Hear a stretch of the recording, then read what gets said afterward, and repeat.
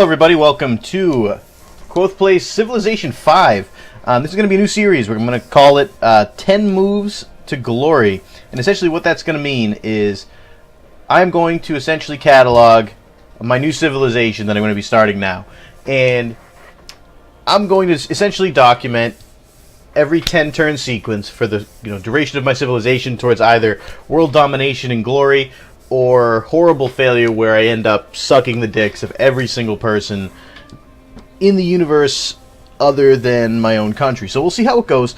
I'm going to play a brand new thing. I'm going to see if we can set up the game here. We get to choose essentially whatever we want to. So I get a random leader, random civilization. I think that's probably best. But I don't even want to have to deal with actually having to figure it out. I'll leave it on, I think, beginner, the chieftain level, because I'm not actually that good at this game yet. We might increase the difficulty later on. Map size small. Let's make it standard. Make it a little bit more people. Continents, Pangea, Archipelago, Fractal, Earth. Continents is fine. It doesn't need to be the biggest place of all time. I think just a normal one would be okay in game pace.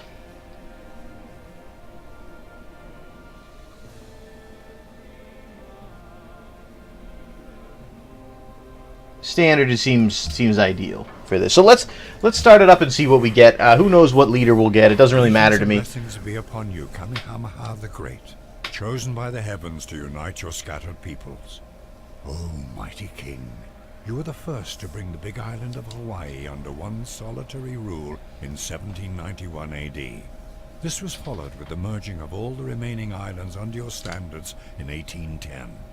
As the first king of Hawaii, you standardized the legal and taxation systems and instituted the Mamalohi Kanawai, an edict protecting civilians in times of war.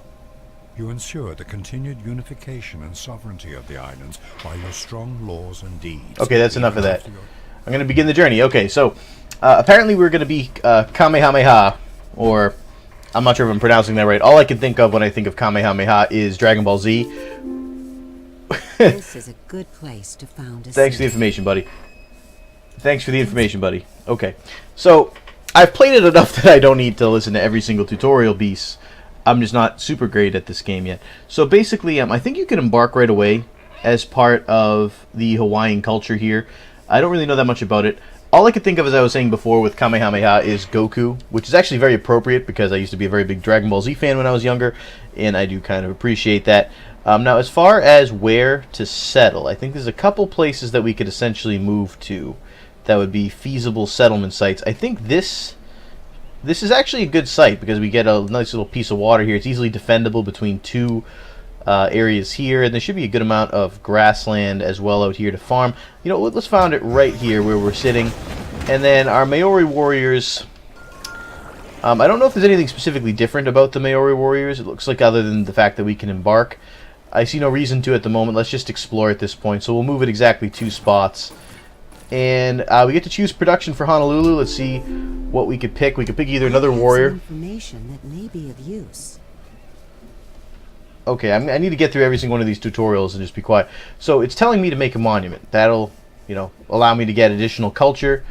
It'll speed up the growth of the city's territory and blah, blah, blah, blah, social policies, everything else.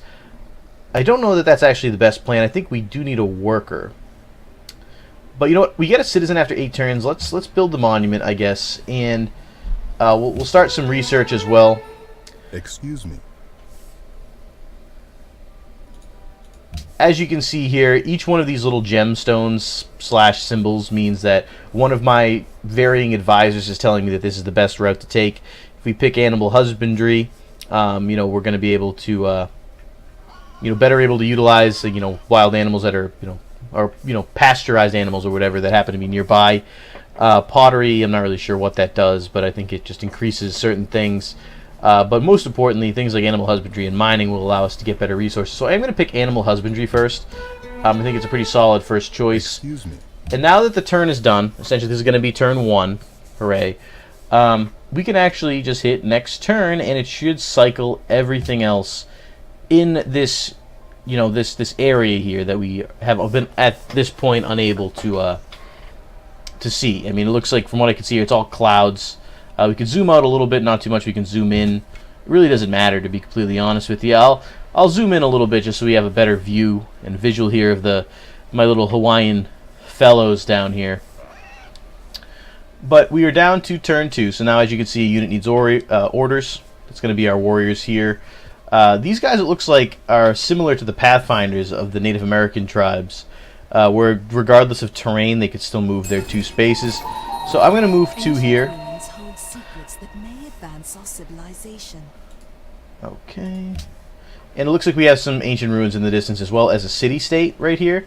So we're going to, take a look at both of them, which is fine. Not much else we can do with this turn. I mean, Honolulu is basically just cycling the monument and research that we're trying to build over there. So at this point, we're really just hoping to, kind of get through the first couple turns of the game and start building our civilization. So at the beginning here, we're not going to be seeing too much in the way of progress, and our turns will be a little more in depth as we proceed through the game. But at the beginning here, of course, our choices are a little more limited. We do have the option here. We only have 6 gold, but if you click on a city, even if there's no units available, you can buy a tile to force an increase. Growth and production. These guys just keep talking over me. I can force production. Say I want to want my city to expand right here earlier than it normally would. I can pay gold to do it. Don't have any gold right now. Don't have much in the way of science. My empire is minimally happy, and we have only 20 out of 500 units towards our next golden age. So at this point, there's not really much that we can do other than simply wait for us to be able to progress. I will try to move myself to the hidden civilization over here. I found survivors in the ruins. In gratitude, they settle in one of your cities, increasing my population, which is good. It lowers our happiness a little bit because we have a higher population now. But we also, coincidentally, will be able to produce things faster and so on and so forth. And that's pretty much all we can do on this one. The ruins have been exhausted, as you can see. I think we'll go investigate this city-state in just a second and create our first relationship. So we're just waiting for our city-states and other players to take their initial turn. And let's swing our way down here. And we're going to find Ragusa. City-state. I'm the first great empire they've met. So they provide me with a gift of 30 gold, which is nice. If you want to speak with Ragusa again, you can click on it at any time, which is nice. They're a maritime, semi-hostile personality kind of place. They have gems as a resource, so if we become an ally, that's something that we can receive from them. Right now, they're just kind of sitting there. They don't like us or hate us. Ideally, we're not going to want to move into their territory without pissing them off. So, if we just hang out around here, we can probably establish some trade routes and things like that. But right now, we're just looking to explore with our Polynesian Maori warriors. So hopefully we can get that going. Thank you. I don't need to communicate with them anymore. So let's go on to turn 4. It's processing the turn, and as you can see, if you look at the map down here, right now we can only see this little portion, but there's still an entire map essentially that we have to work out with here. And actually, this might be a little smaller than I even expected as far as the size of the map. Maybe I should have done normal Earth or something like that. But I would like to investigate this side of Ragusa. I think I can bring them into the water. I mean, of course, we can't do it this turn, but I think we can bring them into the water as well. But I mean, of course, this is ocean right here, so there's only so much we can, we can explore. So that's going to be it for this turn. As you can see, not much we can do at this point. Once we have, some additional units and things like that, we'll be able to do more than just simply explore, but I would like to see if there's any possibility of finding some more ruins before some of these other city-states and other, countries manage to locate them first. So let's head this way. We'll go around Ragusa and see what we can do to find whatever happens to be to the east here. We'll once again cycle to turn 6, and we're going to move by these pretty darn quickly.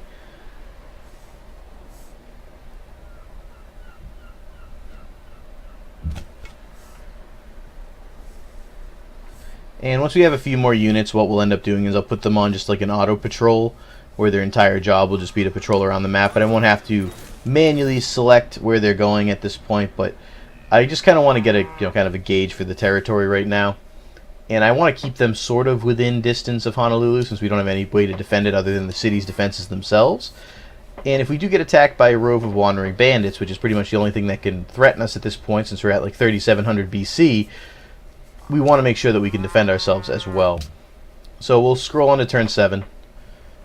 There is, I believe, 8 total players on the map right now to watch out for. So 8 different nations, in addition to, I believe, 16 city-states, in independent barbarians. The city has finished building a unit. All right, so I think we finished the monument. So we're going to have additional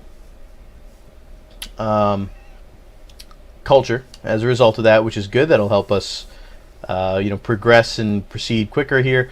We are going to want a worker, and we could build some warriors as well. But I think we'll start with the worker because we want to be able to start settling this land out here, and that way we can start getting some more resources, and we can take our one group of Maori warriors, and we can bring them down into this territory right here.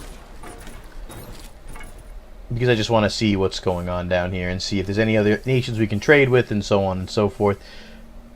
And I'm feeling pretty comfortable right now. It's early enough that nothing's really happened that, could be a downside or could be, negative for us. We're just kind of progressing slowly through the area here. Not muzzle the ox when he treadeth out the corn. And having animal husbandry not only allows us to build the caravan, which allows us to trade, probably with Ragusa, but we can also construct pastures on cows and sheep. We can get horses, things like that. It's a pretty useful technology to get, so I'm glad that we're able to pick it up. We can now choose a new research. So let's open the tech tree. Excuse me. So from what I can see here, it really depends on the way we want to go. If we want to be, if we want to make like the fastest, route into the classical era, obviously researching the wheel and things like that is going to be our quickest way there. If we want to be a warrior type culture, we're going to want to start picking up these things down here. Mining is a good one to get. I'm thinking about that. Pottery is going to obviously lead us to a more artistic style of community. So I think we'll go with mining because that once again will allow us to mine precious metals and things like that, and chop forest down as well, which will increase production and things like that. So I think that's probably the best bet.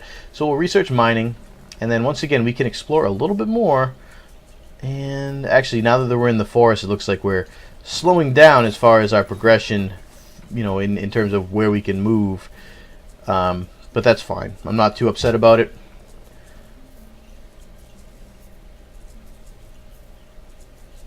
And I haven't had any indication that I can see here that there's anyone even remotely close to us on the map, which is actually surprising. Other than Ragusa, which of course is extremely close. We haven't found any other civilizations down this way, and usually we, with the size of the map being what it is, we usually run into at least, if not another unit, but usually another city by now within the distance that we've gone so far. So let's go this way. We can embark over the water, and we'll just try to kind of stick to the coast and see if we can find anything else.